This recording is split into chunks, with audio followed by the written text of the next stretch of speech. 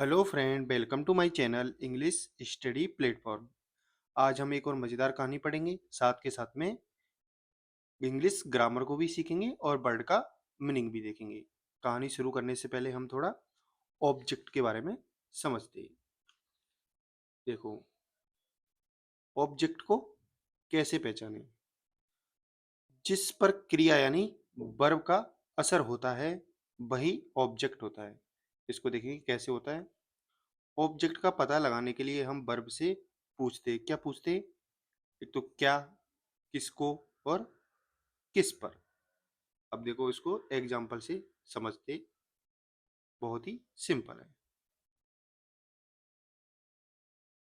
He eats यानी उसने खाया एन एप्पल यानी एक सेब। तो हम वर्ब क्या है यहाँ पे? ईट्स है। तो हम इससे पूछेंगे क्या खाया। तो अगर वो उसका जवाब देती है तो यानी उसके पास में एक ऑब्जेक्ट है। क्या खाया? एक सेब खाया। तो ये एन एप्पल एक ऑब्जेक्ट हो गया। जैसे सी रीड्स, वह पढ़ती है, ए बुक एक किताब। तो हम पूछेंगे क्या पढ़ती है? तो एक बुक यानी एक किताब पढ़ती है। तो ये ऑब्जेक्ट है। ही किक्ड उसने मारी द वॉल यानी गेंद को। तो हम पूछेंगे क्या मारा? तो गेंद। या किसको मारा? तो गेंद को मारा। तो गेंद क्या है यहाँ पर? ऑब्जेक्ट है। आई लव मैं प्यार करता हूँ। किसको प्यार करता हूँ? माई मदर यानी मेरी माता को। तो यहाँ क्या है? ऑब्जेक्ट माई मदर है। दे बिल्ट उन्होंने बनाया ए होम। क्या बनाया? हम पूछेंगे क्या बनाया? क्या बनाया? घर। तो ये ऑब्जेक्ट है। तो हम वर्ब से क्या, किसको या किस पर या किसने पूछकर से उसका सवाल पूछकर हम ऑब्जेक्ट का पता लगा लेते हैं। अब देखो, ऑब्जेक्ट होते हैं दो तरीके से ऑब्जेक्ट आते हैं। एक होता है डायरेक्ट और एक इनडायरेक्ट। अब डायरेक्ट और इनडायरेक्ट ऑब्जेक्ट का पता कैसे करें? जिस पर क्रिया क्रिया यानी वर्ब का सीधा असर पड़ता है वो डायरेक्ट ऑब्जेक्ट होता है, और जिस पर सीधा असर नहीं पड़ता है वो इनडायरेक्ट ऑब्जेक्ट होता है। तो देखते हैं इसको एग्जांपल से। जैसे देखो, he gave me a book उसने दिया था मी यानी मुझे एक किताब।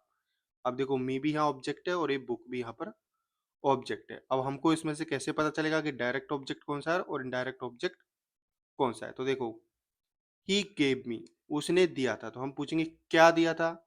तो क्या दिया था? ए बुक यानी एक किताब दी थी। तो क्रिया का सीधा असर किस पर पड़ रहा है? बुक पर। तो ये हो गया डायरेक्ट ऑब्जेक्ट। और किसको दिया? मुझे दिया। तो ये क्या हो गया? Indirect object. और इंग्लिश के सेंटेंस में हमेशा इनडायरेक्ट ऑब्जेक्ट पहले आता है और डायरेक्ट ऑब्जेक्ट बाद में आता है। और कुछ सैंपल वो और कुछ एग्जांपल देते हैं। सी गेव मी उसने दिया था मी यानी मुझे एक गिफ्ट एक तोहफा। तो क्या दिया था? तो एक गिफ्ट यानी तोहफा दिया था। तो ये डायरेक्ट ऑब्जेक्ट हो गया और ये इनडायरेक्ट ऑब्जेक्ट हो गया। माई फादर यानी मेरे पिता ने, टॉट यानी सिखाई, मी यानी मुझे इंग्लिश यानी अंग्रेजी। तो क्या सिखाई? इंग्लिश सिखाई। तो ये डायरेक्ट ऑब्जेक्ट हो गया और ये इनडायरेक्ट ऑब्जेक्ट हो गया। आई टोल्ड हिम मैंने बताया हिम यानी उसको, द ट्रूथ यानी सच्चाई। तो क्या बताया? सच्चाई बताई। तो ये डायरेक्ट ऑब्जेक्ट हो गया ट्रूथ, और हिम यानी उसको, ये इनडायरेक्ट ऑब्जेक्ट हो गया। अब देखो, सेंटेंस में इनडायरेक्ट ऑब्जेक्ट पहले आता है और डायरेक्ट ऑब्जेक्ट बाद में आता है। अब हम सेंटेंस कहानी को शुरू करते हैं। कहानी का टाइटल है द ओल्ड हमिट। देखो, ई आर साइलेंट रहता है इसमें। इसको बोलते हैं हम हमिट यानी सन्यासी। वंस यानी एक बार, there was an old hermit. देखो, देयर यहाँ पे इसको इंट्रोड्यूसरी सब्जेक्ट बोलते हैं कि ये सब्जेक्ट को इंट्रोड्यूस करता है यानी डमी सब्जेक्ट के रूप में काम करता है। एक्चुअल में ये किसी का सब्जेक्ट होता नहीं है। तो वर्ब किसके अनुसार आती है? वर्ब हमेशा अपने बाद आने वाले नाउन के अनुसार आती है। देखो, there was an old hermit यानी एक वृद्ध सन्यासी था, हु यानी जिसके, हेड यानी पास में, ए वेरी ओबेडिएंट स्टूडेंट एक बहुत आज्ञाकारी विद्यार्थी या छात्र था, नेम्ड नोहा जिसका नाम था नूह। अब इसको हम शुरू से पढ़ते। There was an old hermit एक वृद्ध सन्यासी था, who had a very obedient student जिसके पास में एक बहुत आज्ञाकारी छात्र था, नेम्ड नूह जिसका नाम था नूह। वन डे एक दिन, ही विजिटेड वह मिला द किंग यानी राजा से, हु टोल्ड हिम जिसने उसे बताया, देखो हु यहाँ पर क्या है, ये रिलेटिव प्रोनाउन है, और रिलेटिव प्रोनाउन हमेशा अपने आने वाले नाउन के अनुसार वर्ब लेता है, जो पहले नाउन आती है।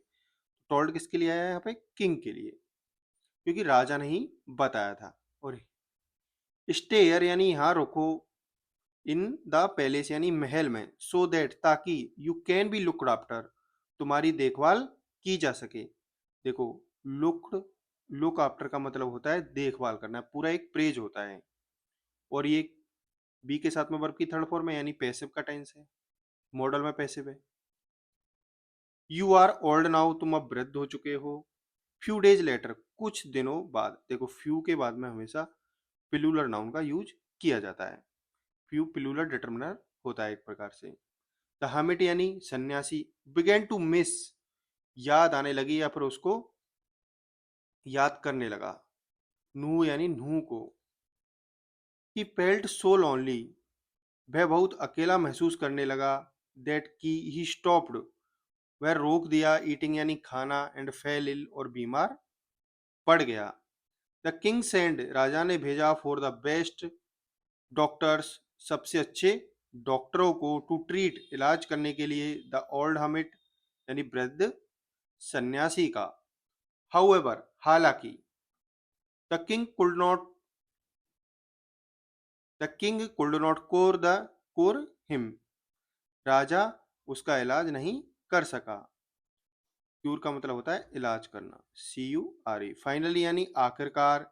ही टुक, वह ले गया। द हमिट यानी सन्यासी को। टू मीट यानी मिलाने। नू यानी नुहू से। एंड देन, और तब। द हमिट यानी सन्यासी। एट फूड, सन्यासी ने भोजन खाया। ये ईट की सेकंड फॉर्म है, EAT। देखो EAT, ई एट और ईटन। नू यानी नूह, केयर्ड फॉर, देखभाल करता था। और ओल्ड हमिट यानी वृद्ध सन्यासी की। ही गेम हिम, उसने, गेव यानी दिए, हिम यानी उसको। फ्रेश फूड, फ्रूट्स यानी ताजे फल, एंड वेजिटेबल्स और सब्जियां। अब देखो यहाँ पर एंड, यहाँ पर एक प्रकार से दो वर्ड्स को जोड़ रहा है। तो यहाँ पे फ्रूट्स भी प्लूरल नाउन हो गया, वेजिटेबल्स भी प्लूरल नाउन हो गया। तो यहाँ पे फ्रूट नहीं रख सकते हम, सिंगुलर कभी नहीं रख सकते। जब भी कंजक्शन दो चीजों को जोड़ता है तो हमेशा सेम पार्ट ऑफ स्पीच को जोड़ता है, या तो प्लूरल हो या सिंगुलर हो, या वर्ब की फर्स्ट फॉर्म हो या वर्ब की सेकंड फॉर्म हो, या फिर प्रोनाउन हो तो इधर भी प्रोनाउन हो। टू ईट यानी खाने को। एंड कुकड, और पकाया। हेल्थी फूड यानी पौष्टिक भोजन। फॉर हिम यानी उसके लिए। मोस्ट इम्पोर्टेंटली यानी सबसे महत्वपूर्ण। ही स्पेंट, वह बिताता। ए लॉट ऑफ टाइम यानी बहुत सारा समय। विथ हिम, उसके साथ। द हमिट यानी सन्यासी। सून यानी जल्द ही। ग्रू वेल, ठीक हो गया। ये ग्रो की सेकंड फॉर्म में, ग्रो होता है वैसे बढ़ना, GROW। एंड सेड, और कहा। नू यानी नू, रेस्पेक्ट्स, आदर करता है। मी यानी मेरा। एंड केयर्स फॉर, और देखभाल करता है। मी यानी मेरी।